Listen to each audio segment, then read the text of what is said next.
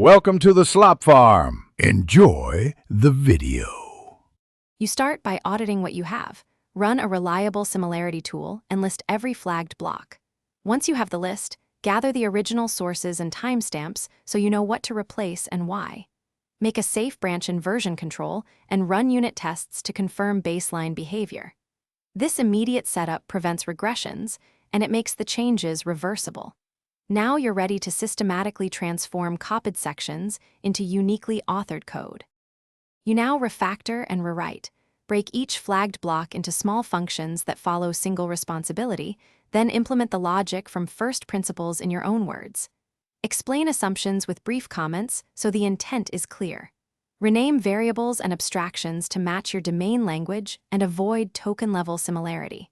Where a library call is required, keep it but wrap it in your own interface.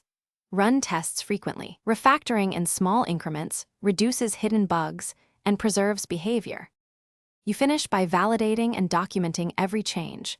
Run the full test suite, linters, and repeat the similarity scan to confirm the plagiarism score dropped.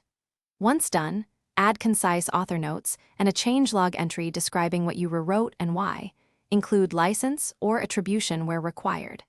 Commit each logical change with clear messages and prepare a short remediation report for reviewers. If the similarity remains high, re-examine the